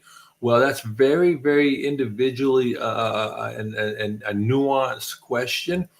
I think if you ate a lion diet and you made sure you ate all the associated fat, you may have a chance. But again, just as Russ said, if your goal is to do that, I don't know. But there is a young lady. Her name is Sophie Eats Steak, 15-year-old who was diagnosed and had a couple run-ins, pretty severe run-ins with anorexia nervosa, right? And she's using carnivore to put on weight. But that's a 15-year-old young female doing something coming from anorexia versus if you if we don't know why the weight gain is needed, are you underweight? I mean, there are so many inputs to that to where you just, and I'm not a doctor. I didn't play a doctor, even though I am an actor at times, but there's a lot of nuance to that. So you have to be very, very careful there. If you want to gain weight, I got a plan for you. It was a plan that I was on up until about a year ago. It's called the Eatovore diet. Yeah, it's very easy to stay on, and you will definitely gain weight. It's got no rules, no restrictions. It's just, But I got a guy down. No, wait a minute. I'm gonna throw in the obligatory caveat.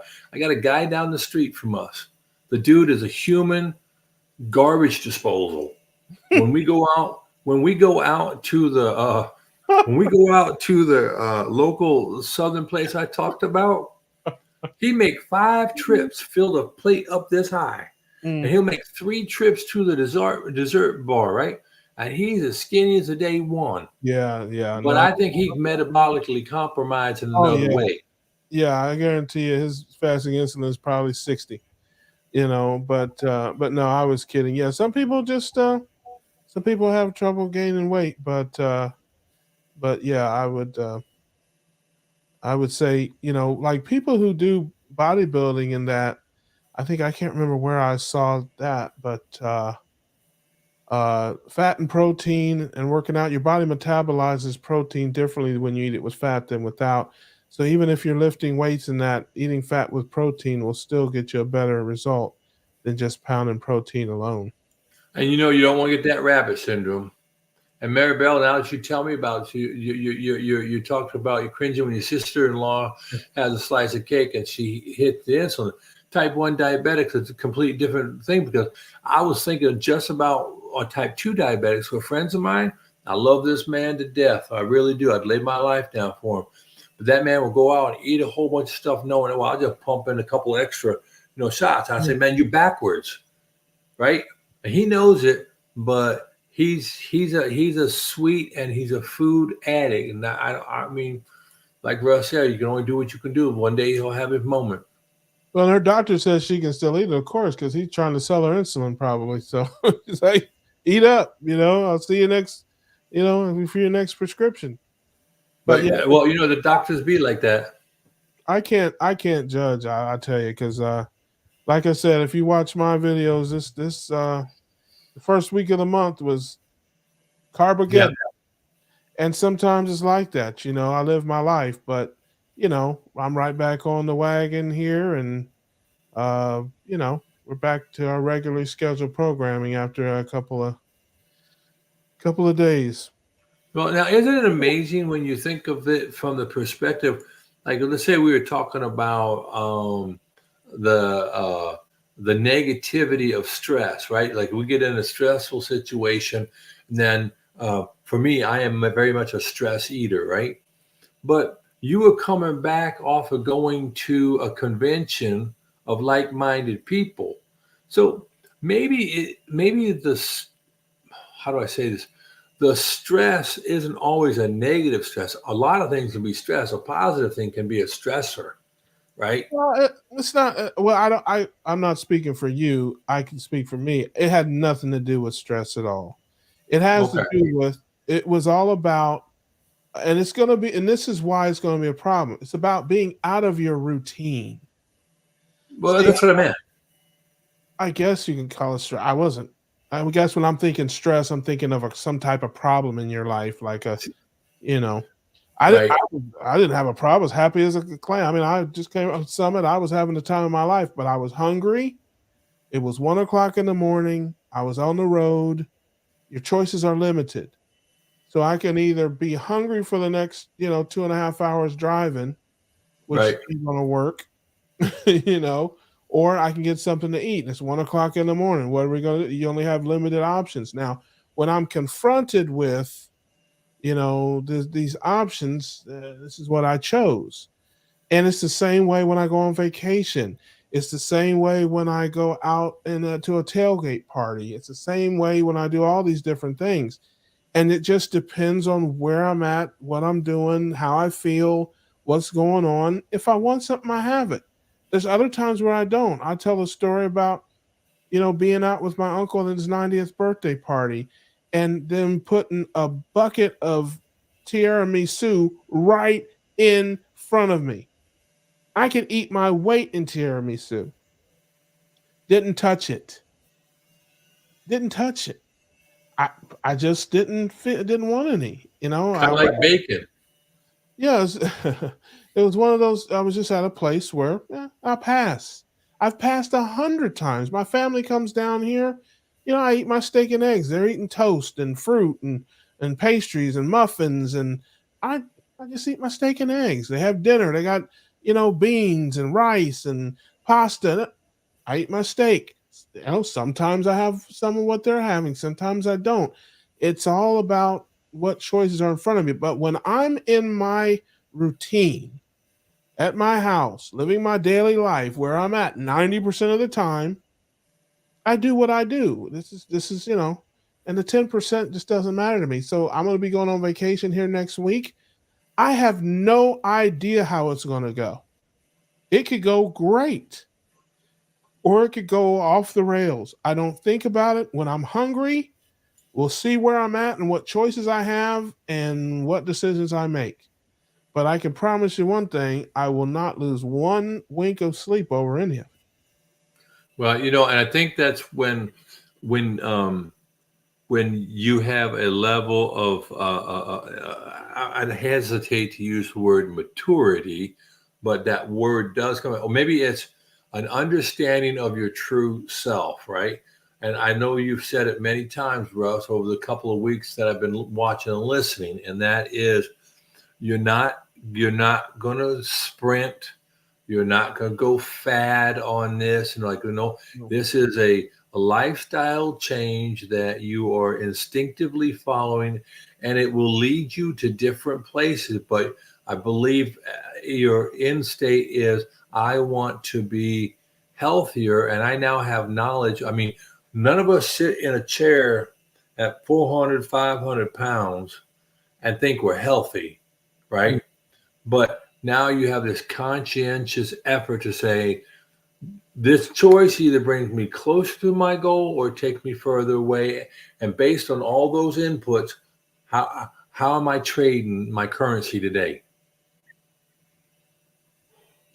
Well, I just know too much now. I can never go back to my old life. That's right. I just can't. I know too much. My old life was based upon things that I thought I knew. Right. My old life is based on you need fruits and vegetables, you need grains, you need this stuff to live. You have to get this nutrition, you have to eat these things. I didn't know, I didn't understand that I didn't need to eat those. I was eating many of them because I thought I had to, not even because I liked it. So Right. once I got the knowledge, and then I went through the process of changing my normals, changing my routines and my habits. again, my normal, my routine, my everyday life is like a gravitational pull. It's always pulling back. Like I'll go. I promise you, I'm gonna go home to Ohio, where I love Ohio. It's my home. It's where my friends and my family are. I'll get there, and about 3 or 4 days in, I'm ready to come back to Jacksonville. As much as I love it there, after about 3 days, I'm ready to leave. Why? Because I'm out of my normal. I'm out of my routine. When I'm here, I have routine. I have certain places I go, certain things I do. I have a life that I live. When I pack up and I go somewhere else, now I'm living out of a suitcase and I don't have my this and I don't have my that and I'm all out of sorts and I don't have my, just everything is and my mind is saying you need to get back to normal. And it's the same way with the diet. When I go out and I have a something, pick something. My mind is already thinking about bacon and eggs the next day or whatever. It's thinking about my routine and my normal. So I understand everybody's mind doesn't work like that, and I get that. But that's how my mind works. So it's not difficult for me, to bounce back and forth or whatever. And I don't cheat. I don't have a cheat day. I don't have a cheat week. I don't cheat. I'm living my life. I have my normal, and I have what is out of the norm. So I'm either eating normally or I'm not eating normally, but it's not cheating. And if you followed me from day one, if you've watched my site from the beginning, I haven't wavered one bit about my philosophy or the way I approach this. I've always approached it the same way because we're not machines. You can't program us and we just follow the instructions and do it. No, we're humans. We have brains, we have emotions, we have ups and downs, we have moods, we have all kind of things going on in our lives that will affect the things that we do, the places that we go, the lives that we live. So, as I said, I can never go back to my old life. It's impossible. I just have too much knowledge. I understand things now that I didn't understand before, and so yeah, my future is going to be bright because I'm on the right path, and you know I'm I'm I'm not going back. I'm not even looking back. And you hit on a very important aspect that I think, if we were to examine it in a fuller manner, and that is with that saying that says knowledge is power. I think there are forces at work right now who want to keep us from having this knowledge. Um, I remember, and like we've already said before, like how with whether it's olive oil or sugars or calories or fat content, there are a great number of entities out there who stand to make a lot of money, or better yet, I learned this in politics.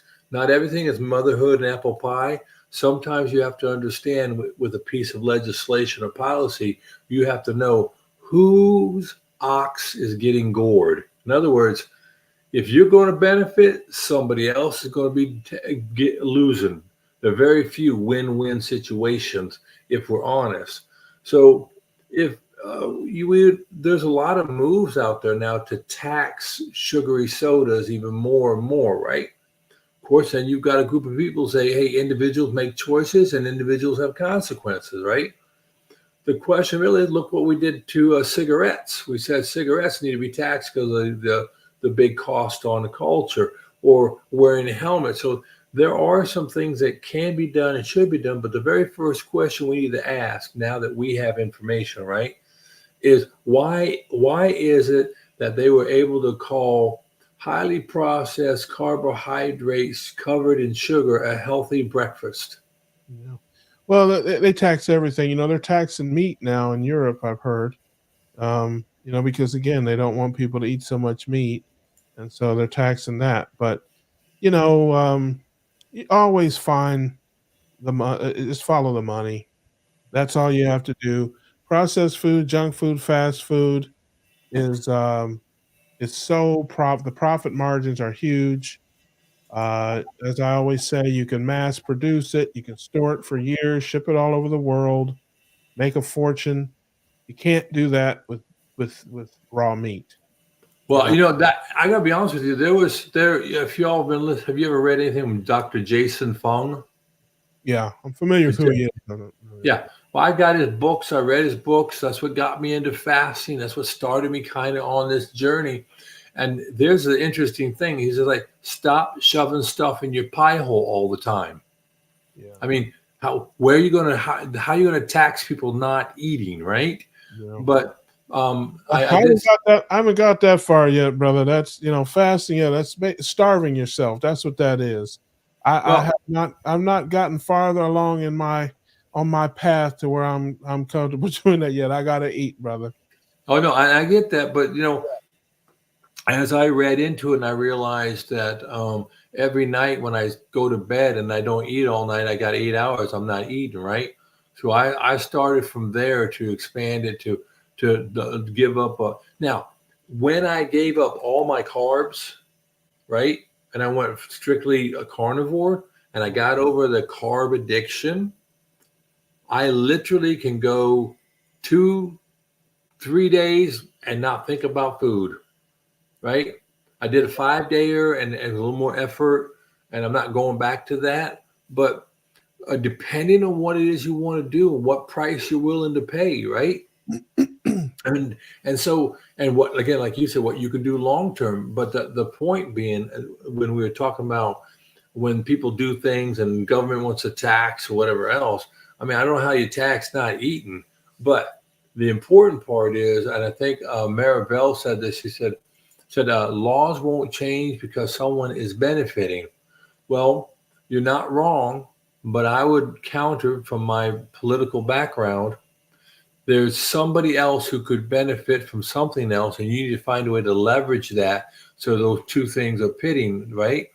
If you take alcohol consumption and alcohol and sales of alcohol, you get people want to sell alcohol and the impacts on society, and they find a way to pit one against the other.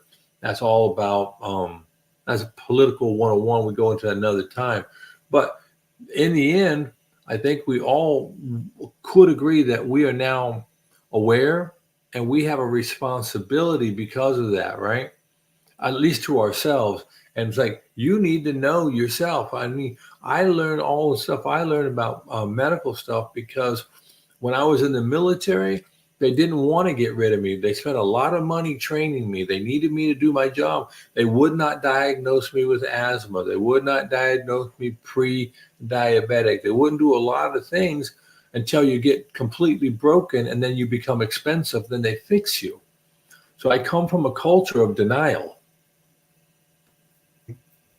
Yeah, well, I think I sang a song one time on the cookout. I only think of food on two occasions. That's day and night. Yeah, and that's about it. That's my eating window, day and night. And you got the hips to prove it. Yeah, so listen, I'm not there yet, but that might happen down the road when I get further in my development. But I eat when I'm hungry, and I'm up and at 'em about 17 hours a day. And when I'm hungry, I eat. When I'm not, I don't. And I do some snacking that I probably shouldn't do. I've cut down on that, and I have cut my eating window down a couple of hours as well. And it's going to be an ongoing process, but I'm still getting results, and I'm still happy, and it's comfortable and easy for me. And right now, that's the most important thing, is to just something I can do, something I can sustain, and you know, and then just work to shrink that eating window down. You know, get rid of those snacks. But see, that's the way I was when I was doing the wrong things. I eat the same way I've always eaten. I just eat different things than I've always eaten. So I always, you know, I I always snacked and stuff like that, even when I was eating the wrong things. I didn't eat a ton of big meals. It's here and there. I mostly just snacked all through the day. So like I said, it's a process to change. I've changed my life tremendously. I was telling, I think Ollie or somebody, man, my carb number used to be 400. Now it's 15. Well, you bring up something that's interesting. I want it triggered a thought, so I'd like to ask you to answer, and then if anybody in the chat verse wants to chime in, please do. But Russ, do you find this way of eating that you've been doing in your ketogenic lifestyle has given you freedom from some food issues?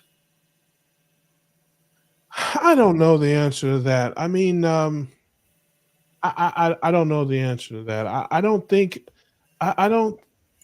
about it very deeply. Uh, I just, I don't know how else to say it. I don't think about it that deeply. I have always been the type of person that just I live my life. I do what I want to do based on the knowledge and information that I have, and based on what I like. In life, I do the right thing the right way, and I do what I like and makes me happy. Uh, Pretty much in that order.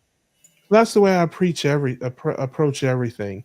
And again, I didn't have any of the problems other than being heavy that people have. I wasn't depressed. I wasn't anxious.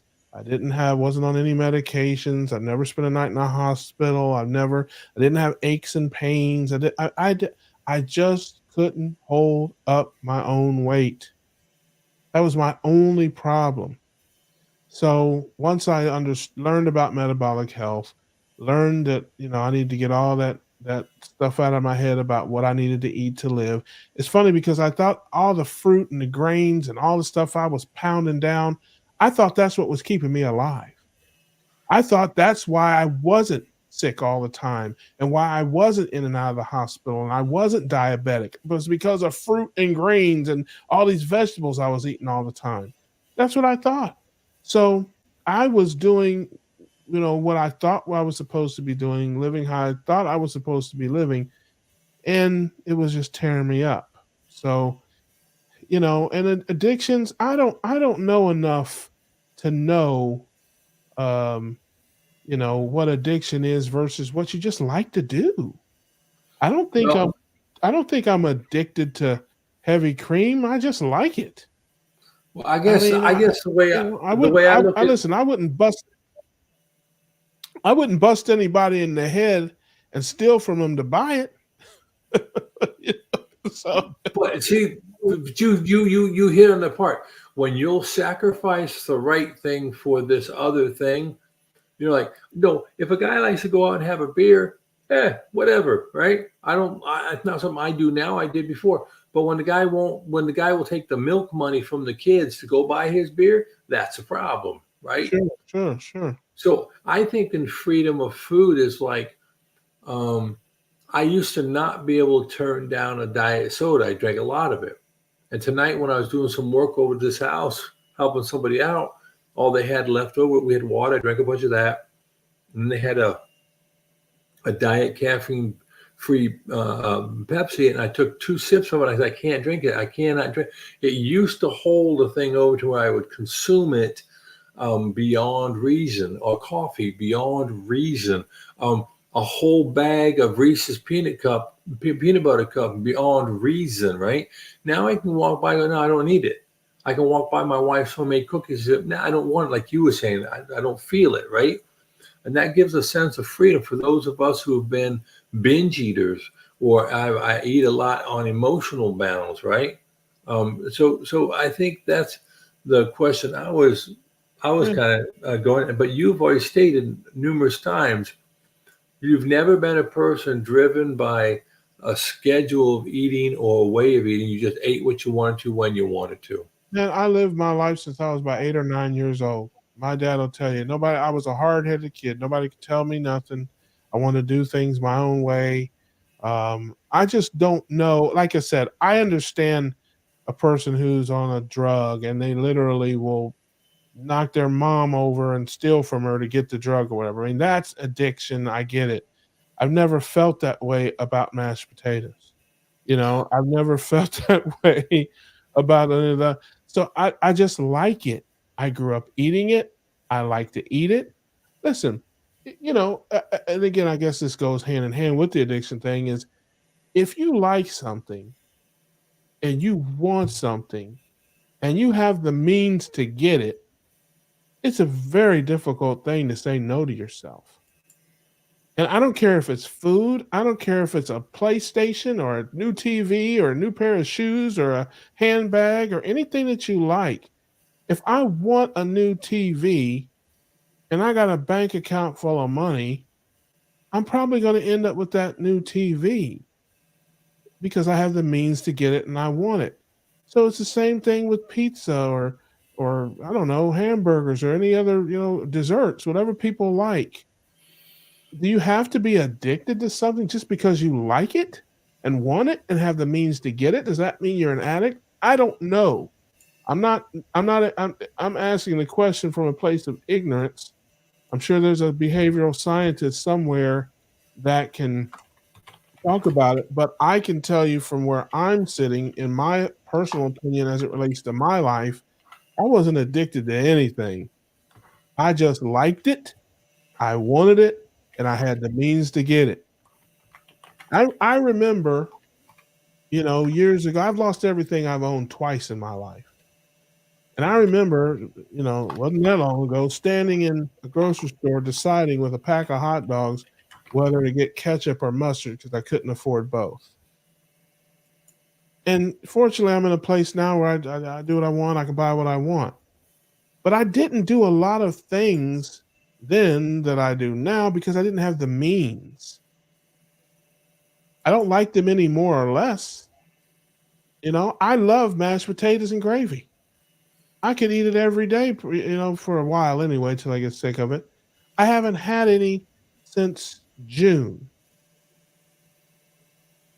So I went from eating it every day or every week, certainly, to not having any in several months. I mean, I had cookies on, earlier this week on Tuesday.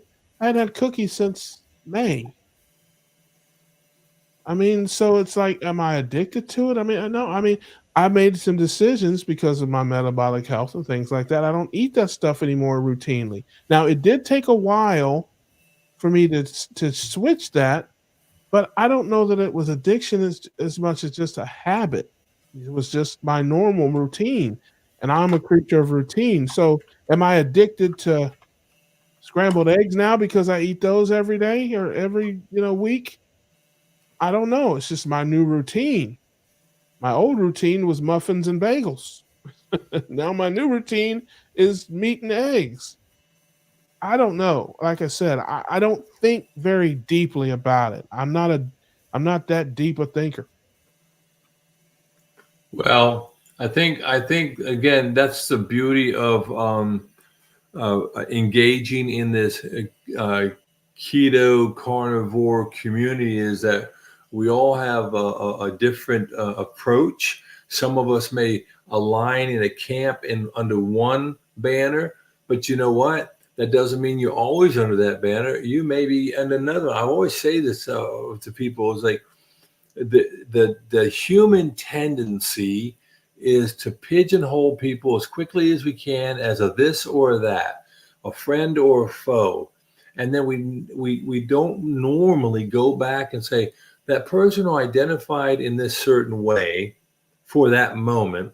Let's go back and reassess it because there are certain times when it is a valid behavior, but in general, we are all much more complex and probably much more agreeable than we might let on to be. But due to societal pressures, normative type things, we miss out on a lot of the richness that life has to offer us because I went with that person looks different. That person wasn't here to begin with. I heard a rumor. This food. It doesn't matter what you're talking about. We get almost tribal about it, and then what that does, I think, is it cheapens the opportunity we have to have such a much richer life. And if having a richer life means that you're going to have a burrito, I would go for the richer life because I heard it tonight. They said, so you eat something that's off schedule, 2 3 days, you're going to deal with maybe some inflammation, some weight gain, and water weight. What is that over the entirety of your life versus And it the depends important? on and it depends on what it is and how much you eat too. Sure, yeah, exactly, of Yeah. course, but in context to the moment Yeah. and your goals, and oh, by the way, let us not forget people. Let us not forget the people. I mean, too easy. I've seen it way too many times in a lot of places where people abandon one another over dogma. Oh yeah, that's ridiculous. I Yeah. saw somebody. I think somebody asked the question if I was married. No, I am single. Shout out to all my lovely low carb ladies, my keto cuties all over the world. You know, holla at your man. We'll go half on a stick of butter or something, and we'll split a boiled egg. I'll split. I used to be. Once upon a time I'd take you out to ice cream, but not anymore. We don't do that anymore. We'll just go half on a boiled egg. But listen, you got to live your lives. You have to enjoy what you're doing. You can't torture yourself.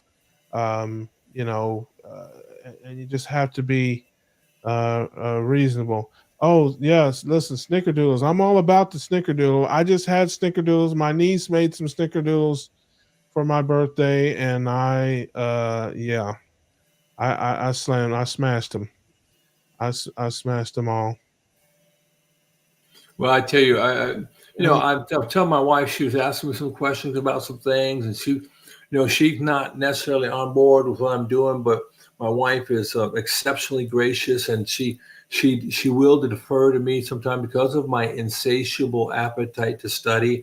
She she will say to me, so we were talking about something, and she said, "I don't want to watch a video. You just tell me, that type of thing." So she she has some trust in me, right? But the bottom line is, if my wife makes something for me and she spends the time, I'm going to eat it.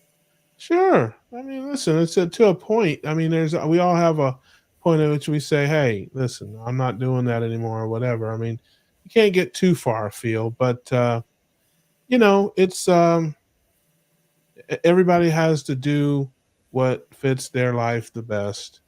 And, that's the moral of the story. And that's the beauty of this lifestyle. I can do it my way. You can do it your way. We can slide Yeah. back and forth between ways. I can be zero carb for a couple of days and then, eat something else the third day. And for me, that's the reason I can't really get to carnivore because after a couple of days, I'm looking at that steak and stuff, and I'm like, man, I got to do something else here, So do me a favor, yeah. Mhm. Russ.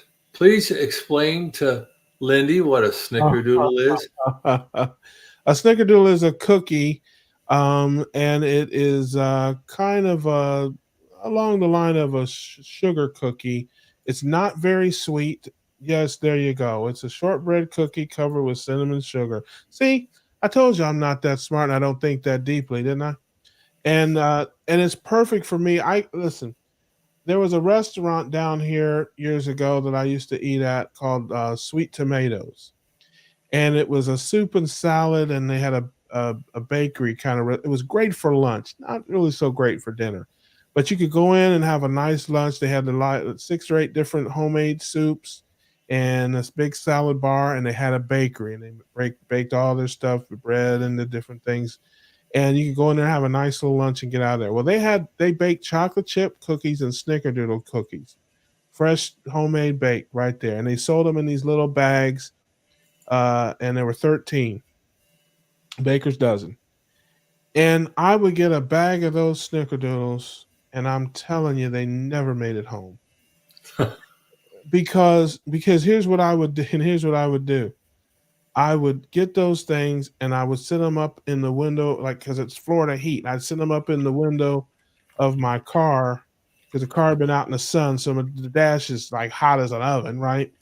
I set the little bag up there, and in a few minutes, they'd be hot, and it would be, and I would just take them a little, take one and take another, and because they're not very sweet and not very rich, they just sneak up on you. And by the time I get home, I'd be like, "Oh, I'll take the rest of these in the house." It was an empty bag. Yeah, but you won't do that more than one time on those sugar-free chocolates. I guarantee you that. I don't eat any of that stuff. I listen, I have never purchased not one single keto treat of any type. Not a bar, not a cookie, not a bread, not a candy. I got a bag full of candy at the summit I went to. They gave a bunch of free stuff away, and it was basically a trick or treat bag. And there was a bunch of candy in there, and I smashed it, and it was good. Most of it was. Some of it was disgusting. Not the candy, like there were some bars and some stuff in there. Um, and I just, I understand why people want it. It's candy. And at the end of the summit, I was kind of friends with some of the people that were running it, and they had like three big bags of those keto chocolates that were left over from, all the goodies that they were giving away. And they asked me, "Hey, you want these?" I'm like, "Heck no. No way. I don't want none of that stuff, man." I have no use or need for it. I know that other people do, and I have no problem with it, but no, thank you. Don't need it. Don't want it. If I want a snickerdoodle, I'm gonna have a real one. If I want cookies or bread or something, I want the real thing. I will go eat the real thing. I'm not gonna eat some keto cookie or any of that stuff. Not interested. That's Well, just me. I gotta be honest. I only had I wasn't on keto or carnivore. I was just trying to do a little low sugar, and I love peppermint patties, right? Mhm. So I bought a thing of well, I don't know what to use for the sugar in that, but I used a non-sugar peppermint patty bag. Well, Mhm. I ate the whole bag on the way home. So about an hour and a half later, as I was busy trying to pass my spleen, Mm. I was in a serious, serious gastric distress. Well, a And lot of then them I use read the those sugar bag, and the bag alcohol. said, "Don't do that." Yeah, a lot of them use those sugar alcohols, and Yeah. those sugar alcohols will tear people up. But I have no. If I want a Snickers bar, I will go get a Snickers bar and eat it. I don't need any keto chocolate or any of that. And fortunately, sweet tooth isn't my problem. Like I said, I'm much more of a home style guy. I love the mashed potatoes and the macaroni and cheese, pasta, stuff like that. The cakes and the donuts and the things, I could take them or leave them. That's not my big thing. Sugary drinks certainly was a big thing for me when I was out of the lifestyle. I was always drinking a sweet tea or a soda or a fruit punch or a fruit juice. Man, I would pound that stuff down. I drink a ton of it. So, my life is so different now. And Well, like I said, it'll never I'll never go back to the old way. There's no shot. well, I got to say real quick here on Linda because crullers are like that to me too. I can eat a half a dozen crullers in one setting, and and you're right, the Walmart ones will make you swear off of those. But we do have a good baker here, and we have a Publix, and they had some that were pretty decent. But yeah, and I know I'm pretty much good with it for now. But like Lisa's saying, since she loves to bake, well, when COVID broke out and I was stuck here in the house, my wife went to work because she worked at a hospital, had to go there, but I didn't. And I started baking bread, and I baked some pretty good bread. My neighbors loved it because I walked down the street with loaves of bread, giving to my friends, right? But I couldn't have that loaf of bread in my house for much more than about 30 minutes. I'd eat the whole loaf along with half a Yeah. pound of butter. Yeah, you might try. I don't know. I don't know if Lisa knows or has ever been to Ketogenic Woman's website or YouTube site, I should say. But if you like to bake, you may check out her site. If you're not familiar, she does carnivore and ketovore stuff, and she has a bread that she makes out of egg whites and egg white powder. That is, it inspired me to buy a stand mixer, which I bought 3 months ago, and is still in the box. Because I was watching her at 2 o'clock in the morning make this bread, and I was just mesmerized. I mean, it looks like bread, it cuts like bread. You can toast it. You can, I mean, it is, and of course, it's made with. It's got like one carb, and I'm like, oh yeah. And I ordered a stand mixer, and I promise you, it's in the box. I've never opened it, and I'm never making any of that. She also makes a zero carb noodle out of butter, egg, and salt.